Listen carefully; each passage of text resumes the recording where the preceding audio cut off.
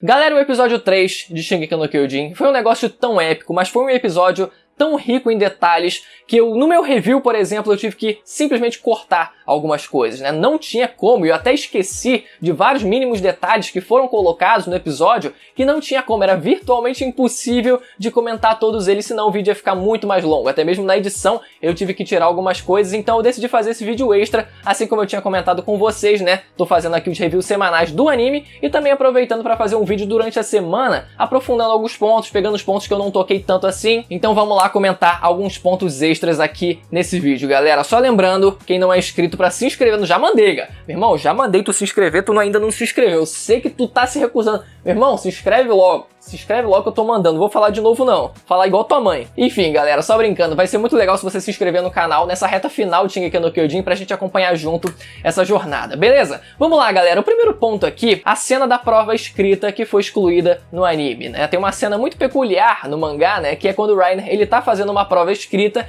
e existe um outro personagem, uma outra criança, um outro molequinho que ele também tá fazendo a prova. E se vocês olharem com bastante atenção, ele lembra um certo meme bastante antigo, né, de alguns anos atrás ali, que hoje em dia, se fosse reproduzido no anime, ficaria completamente fora do timing, e mesmo que a cena fosse colocada, né, dele fazendo a prova escrita, provavelmente não teria o molequinho lá participando também da cena. Mas fora isso, muitos detalhes, muitas nuances que esse episódio teve, como por exemplo, o Reiner, quando ele estava treinando para fazer parte da tropa de exploração, perguntam a ele, né, qual é o objetivo dele, o que ele quer, e ele responde, né, eu quero salvar a humanidade. E agora a gente finalmente entende que na verdade a humanidade que ele queria salvar não era que estava dentro das muralhas, mas sim a que estava do lado de fora. E não só isso, né, mas por exemplo, depois, quando a gente vê aquele flashbackzinho do Reiner ajudando o Eren a se levantar, ajudando, segurando a mão dele e dando aquele apoio moral, a gente percebe que o Reiner, ele já estava muitos anos à frente do Eren naquele momento, né? Porque no começo do episódio a gente já viu que o Reiner já tinha passado por todo aquele sofrimento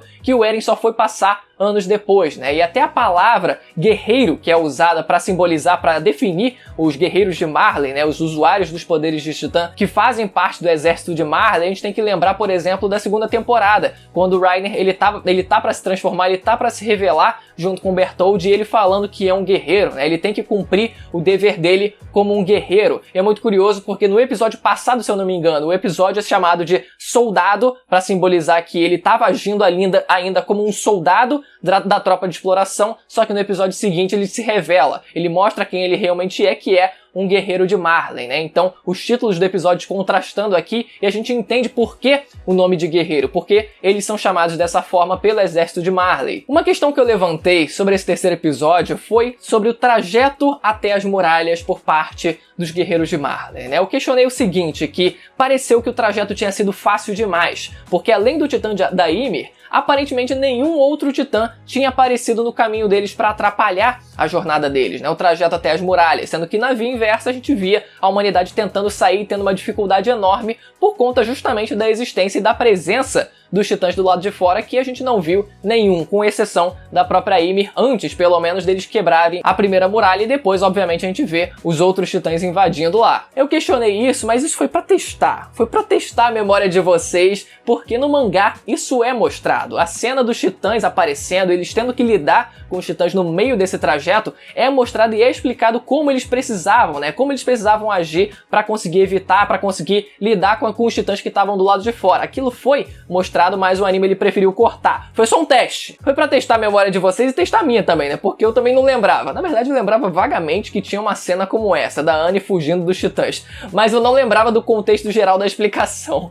Mas a gente tem isso no mangá, o que é mais importante, né? Uma cena que, infelizmente, foi cortada no anime. Isso aqui, como eu tô falando, galera, não é um vídeo inteiramente de crítica porque estão fazendo 1 milhão de cortes e tal, porque no contexto geral, dá pra subentender pelo menos vários dos pontos que foram cortados. Então é mais como uma forma de acrescentar aqui, né? Mais como uma forma de curiosidade também aqui para trazer em vídeo. Então, isso é mostrado no mangá, e a estratégia que eles estavam usando é tentar revezar a forma dos titãs, né? A princípio, a Anne seria quem revezaria com o Marcel, por exemplo, que tinha o titã mandíbula, e eles iriam revezar, já que os dois têm uma velocidade muito boa, eles iriam revezar para fazer o corre-corre ali, né? O corre para tentar fugir dos titãs e assim ir atraindo eles aos poucos, né? A gente sabe que eles são muito menos ativos durante a noite, então talvez se eles conseguirem uma distância distância, por exemplo, suficiente durante o dia e assim ficarem distantes durante a noite, né? Eles poderiam, assim que amanhecer novamente, soltar o grito do titã fêmea, por exemplo, para atrair eles novamente e assim ir guiando os titãs com essa estratégia, né? Só que como o Marcel acabou morrendo, a Annie ela ficou sobrecarregada por conta disso, né? Só ela praticamente que teve que correr o caminho inteiro tentando carregar todos os outros, né? Todos os outros na forma de humanos ainda, né? Para que eles fossem resguardados, para que quando fosse a hora deles chegarem até as muralhas, eles conseguiriam usar os poderes de titã deles. E o momento em que eles finalmente chegam até as muralhas também foi um momento muito resumido no anime, né? O que é uma pena, infelizmente, isso é realmente uma pena, porque tudo que a gente viu, todo o contexto desse flashback que a gente viu, era para no fim ser finalizado com isso, com esse momento que infelizmente foi bem resumido, porque a gente viu no mangá várias e várias páginas da perspectiva, por exemplo, do Bertholdt, ele de cara com a muralha na forma humana dele ainda, vendo a dimensão da proporção da altura daquela muralha, depois ele finalmente se transformando e ele botando a cara, a gente vê o ângulo por trás do rosto dele, vendo toda aquela cidade de dentro da muralha, ele vendo quase que diretamente ali, a perspectiva dele quase que vendo diretamente o Eren, a Mikasa e o Armin. Então foi muito forte aquela cena, né? Como eu falei, tudo foi pra finalizar e pra ser sintetizado com aquela cena que infelizmente foi bem resumida. Mas enfim, cortes às vezes são necessários para tentar encaixar ali na adaptação, né, de forma de anime, questão de número de episódios mesmo. Mas o ponto principal desse vídeo aqui é falar sobre o Titã Sorridente,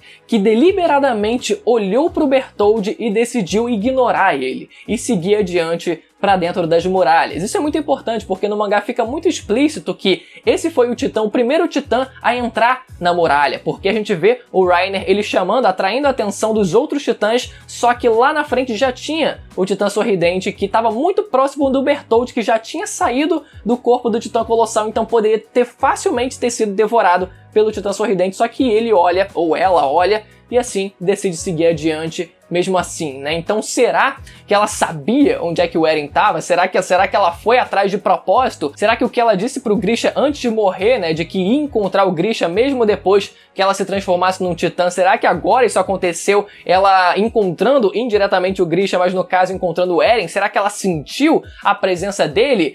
Foi algo que foi bastante discutido na época, se teria alguma explicação um pouco mais mística em torno disso, né? A gente tem uma explicação um pouco mais adiante no mangá e também depois a gente vai ter no anime, obviamente, mas todos os Eldianos, eles estão conectados, principalmente através do Titã Fundador, né? Através do poder do Titã Fundador, todos esses Eldianos, eles estão, pelo menos indiretamente, interligados, né? Com as mentes, com as consciências interligadas umas com as outras. Só que acaba sendo um pouco de salto lógico a gente partir dessa ideia pra gente dizer que ela conseguiu sentir a presença do Eren, por exemplo. Foi cogitado também a possibilidade, né, pelo fato dela ter um sangue real, assim como, por exemplo, o Zeke ele consegue controlar titãs por ter um sangue real, será que ela não teria uma habilidade especial por ter também um sangue real? Será que ela era um titã anormal, mas com algum nível de consciência? A gente já viu, por exemplo, alguns titãs que têm algum nível de consciência, mas esses outros titãs, eles tiveram certos gatilhos para essa consciência ser ativada pelo menos um pouco, né? Pelo visto, são contextos, situações, imagens, cenas que façam com que ativem gatilhos de memórias. Eles consigam dessa forma acessar as memórias de quando eles eram humanos, como por exemplo, a mãe do Connie na forma de titã só conseguiu ali falar alguma coisa e lembrar do Connie porque ela viu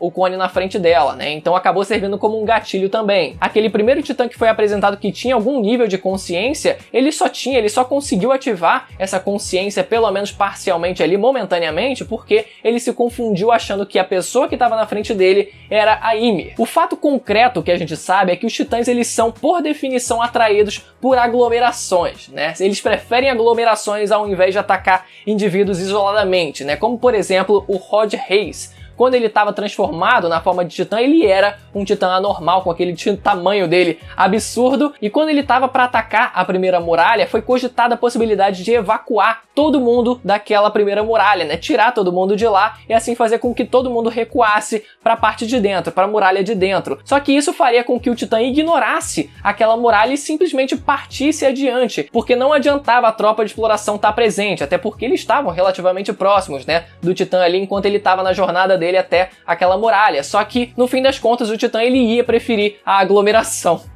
Tô falando disso, tô lembrando de pandemia. Então o fato da Dina ela ter ignorado o Bertholdt naquele momento, eu acredito que tenha sido por conta desse motivo, e o fato de ela ter encontrado o Eren, eu acredito que tenha sido uma coincidência mesmo principalmente porque isso não é explicado em nenhum momento mais pra frente no mangá. Não existe evidência muito forte de que existia um motivo por trás para ela ter ido atrás do Eren. E se ela tivesse algum nível de consciência também, talvez ela tivesse se comunicado, ou pelo menos tentado se comunicar nas vezes em que ela apareceu. Não foi só uma vez, ela teve a oportunidade de se comunicar, então poderia ter tido, poderia ter falado alguma coisa se ela tivesse algum nível de consciência. Ela não ficaria só com aquele sorriso abestado dela. Mas galera, mais uma vez, esse foi um episódio riquíssimo. O Ryan desgraçado da cabeça, desgraçado da vida. Cenas fortíssimas, com aquela cena construída ali com a transiçãozinha, sabe? Dele colocando ali a munição na arma e intercalando com o passado dele, com as memórias. É aquela musiquinha de piano e agonizante. Perfeita, a cena ficou perfeita, muito bem construída. Todo o episódio, por mais que tenham tido alguns cortezinhos, foram muito bons. E mais uma vez, lembrando que quem não é inscrito para se inscrever no canal para assim não perder os próximos vídeos de Shingeki no Kyojin que tem saído aqui no canal sempre. E também ativar o sininho para receber as notificações, galera, para não perder esses próximos vídeos. Galera, até a próxima. Tchau!